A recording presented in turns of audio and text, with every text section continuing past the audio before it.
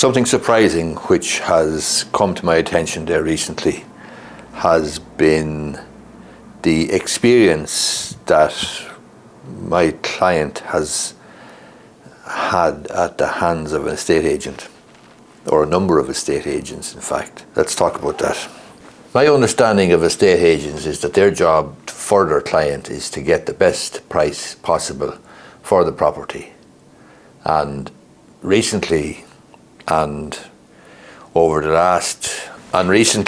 have had a client of mine who wasn't treated in what I believe is a professional manner, and I really can't understand it if the estate agent is doing the best for their client, and that is getting the best price. I have a client who is an American.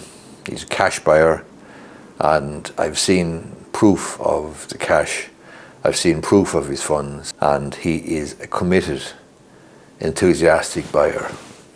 And yet he has been bidding on properties and in a particular part of the country, and the estate agents, two separate estate agents, haven't had the courtesy to come back to him and confirm whether his offer was being accepted or not, or whether it was the leading offer, or what the scenario, what the situation was. He began to suspect some skullduggery or develop a slight bit of paranoia, I suppose. And I then said to him, I didn't believe it, quite frankly. I thought that no way is the estate agent not coming back because of where he comes from or anything of that nature. The estate agent is committed, I presume, to getting the best price he can for the property, and therefore there must be some other explanation.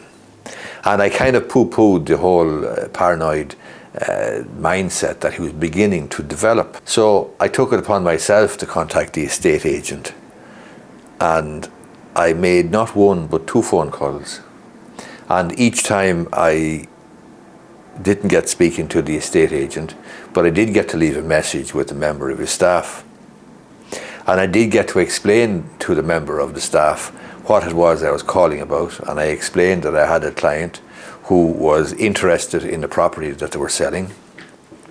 My client was an American, and my client had the cash, cold hard cash, and I had proof of it. I was satisfied, A, about the cash, and B, about the identity of the client. And I asked on both occasions for the estate agent to call me back. And lo and behold, surprise, surprise, he didn't call me back. And a week later, or a fortnight later, my client had heard directly from the estate agent, who confirmed to him that they decided to sell the property to somebody else who was offering less money. I found that very strange, and it wasn't just that was a one-off situation. It wasn't. It happened with another estate agent as well. And the other estate agent, I also contacted them, and I sent them an email, and I gave them proof of funds, and yet they didn't come back either in relation to a separate property that he was bidding on. So in the first instance, I poo-pooed and discouraged my client from thinking that there was some malign or some underhand reason for not coming back to me, or come back to him rather. But then when I experienced it myself, and when I saw the estate agents going ahead and selling the properties to persons not from the United States who were offering less money, then quite frankly I was surprised. So if there's estate agents out there watching this video, I would be very interested to see your comments down below if you're watching it on YouTube as to why an estate agent would not get or try to get the best price for the client, for their vendor client. And I'd also be interested in knowing why they would not be enthusiastic about dealing with a cash buyer. And when I say cash buyer, I'm talking about a buyer with cash in the bank.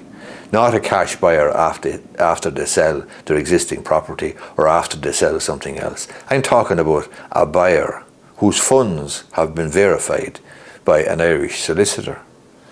I can't understand that, quite frankly. And as I say, maybe there is estate agents out there who can leave a comment down below and give a perfectly plausible explanation as to why a cash buyer is being ignored and a property is being sold for less than the cash buyer is offering. It's remarkable in my view, and it's unprofessional in my view as well. So if you're an estate agent, I'd be interested, as I say, to hear from you down below. My understanding was that an estate agent is obliged to get the best price they can for their client, and I can understand in the occasional one-off unique scenario where a person might want to sell the property to a neighbour or something like that. But I mean, if that's the case, why put it on the open market? But even accepting if that occurred on one occasion, I can't understand how or why it would occur on two occasions.